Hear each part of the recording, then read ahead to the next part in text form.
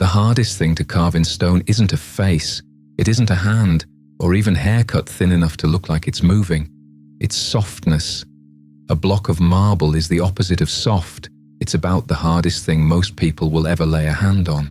So when a sculptor decides he's going to make you believe that stone can give, that it can dent and yield under a grip the way a living body does, he's asking you to disbelieve the thing sitting right in front of your eyes. Most carvers never even try it. The ones who do usually lose, and you can see exactly where they lost, because the marble just stays marble. And then, maybe once in a generation, somebody gets it right, and the stone seems to forget what it's made of. In 1621, a cardinal in Rome handed that exact problem to a 23-year-old, one enormous block of Carrara marble, a little over a year to do it in. The job, more or less, carve the single instant a god grabs a woman and drags her out of the living world, and make the place where he grabs her feel like flesh instead of rock. He pulled it off.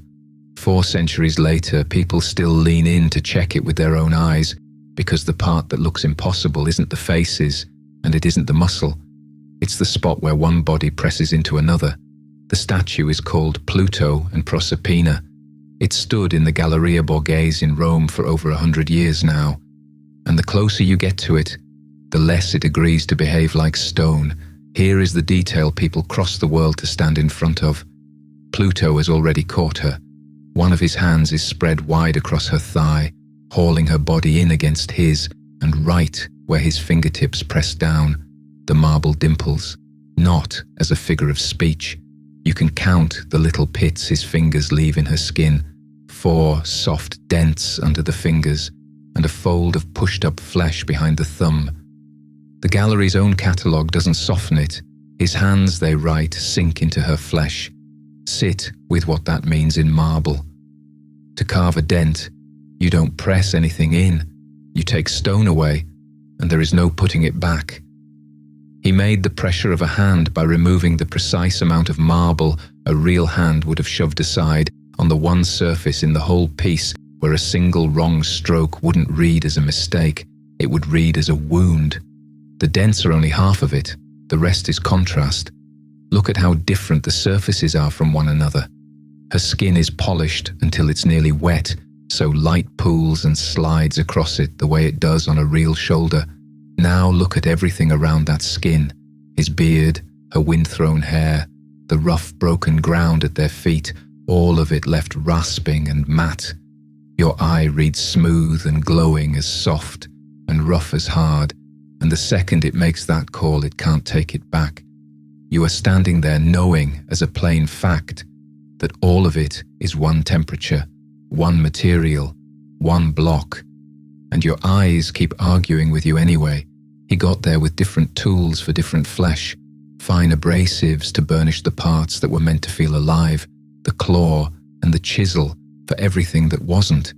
And then, on her cheek, he left one last thing that has nothing to do with skill and everything to do with cruelty, a tear. The story is far older than the marble. Proserpina is the daughter of Ceres, goddess of the harvest, of growing things, of the grain that keeps everyone alive. One ordinary afternoon, the girl is out in a meadow gathering flowers. Without warning, the ground tears open, and Pluto, lord of the dead, comes up through the crack in a chariot, seizes her, and is gone back down before anyone nearby can take a step. Her mother walks the entire earth looking for her and turns up nothing.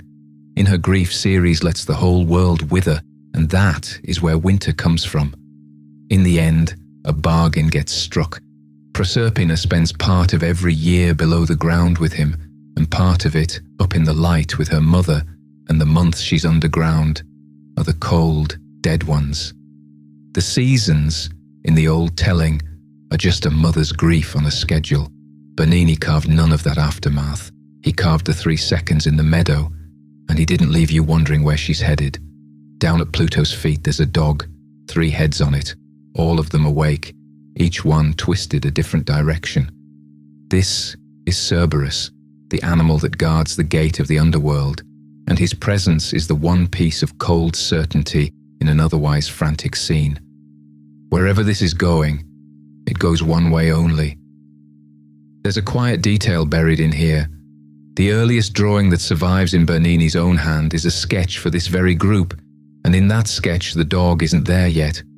Cerberus got added later, once the young man worked out that the sculpture needed something at the bottom of it to say, plainly, "This is the door, and it only opens in one direction." The man who paid for all of this was Cardinal Scipione Borghese, the most powerful art collector in Rome and the nephew of a sitting pope.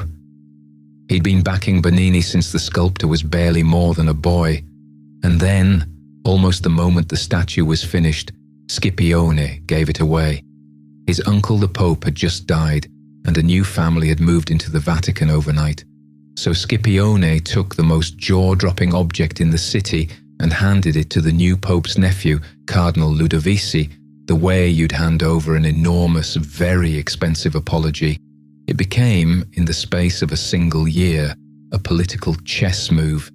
It left the Borghese collection almost before the marble dust had been swept up, and it would not come back for nearly 300 years.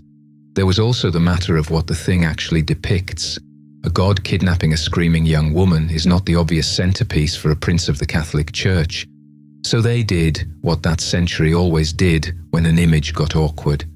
They added Latin.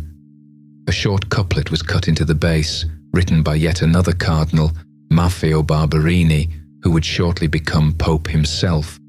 Roughly translated, it says, "You there, bending down to pick the pretty flowers, look up and see me being carried off to the house of cruel Pluto." With one sentence, a pagan abduction turned into a warning about everything that gets snatched away from you while you're crouched over something lovely and distracted. Same marble, brand new meaning. The base that carried those words is gone now, swapped out for a plain one about a century ago, but the line itself survives in the record, still doing the quiet job it was written to do. Now go back up to her face. A lesser sculptor carves a scream, mouth flung open, and calls it finished. Bernini carved the half-second before the scream fully arrives, the moment terror is still curdling into sound, and onto her cheek he set that single tear, caught mid-fall down her face. It's a tiny thing. You could hide it under a fingernail, but it's the hinge the whole sculpture turns on, because it's the one drop of pure grief in a composition that is otherwise all force and motion and grip. It quietly tells you whose story this actually is. Then look at what her hands are doing. One of them is planted flat on Pluto's face, the heel of her palm shoving his head back and away from her. It's the most human gesture there is, the exact thing anyone does when they're grabbed and they want the other person gone. Her whole body talks the opposite way from his. Her hair throws out sideways, as if the two of them are already being yanked downward at speed. Every line of her is straining to go the other direction, and his hands, the ones that sink into her like she's made of something that gives, are winning. Here's something most of the crowd circling it today walks right past. Bernini didn't build this to be walked around. He composed it for one line of sight, the head-on view, back when it stood against a wall instead of out in the open. From that one spot, the entire story lands in a single look. The lunge, the grip, the twist, the tear, the dog. Step around to the side and you start to catch the seams, the places where you can tell how it was made.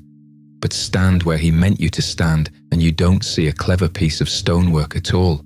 You see a kidnapping, stopped half a second in and held there. Taste eventually turned on him, hard. A century and a half later, a French critic looked at Pluto's twisting, straining pose and called it broken and extravagant, a young man showing off. For a long stretch, Bernini fell badly out of fashion, and this group went down with him. It waited out part of the 20th century boxed up behind sandbags, kept safe while war went on around it. And when the dust finally settled, the verdict had swung all the way back the other way. This one early statue, carved by someone barely out of his teens, is now counted as the thing that set the direction for the next 150 years of European sculpture. In 1908, the Italian state bought it back, and it came home at last to the Borghese, to the same collection Scipione had set it down in before he lost his nerve and gave it away. So, what did he really catch? Not the chase, and not the ending. He caught the half-second of the grab itself, the instant where taking something and losing it are the same single motion. Pluto's hands close around the one thing he wants in the world, and the marble does the impossible and yields under them like warm flesh, and in the very same breath she is already being dragged down out of the daylight, gone. He gets her. He just doesn't get to keep the world the two of them were standing in. It's still there, in Rome. The hand is still pressing, and the stone is still insisting, 400 years on, that it was never really stone at all.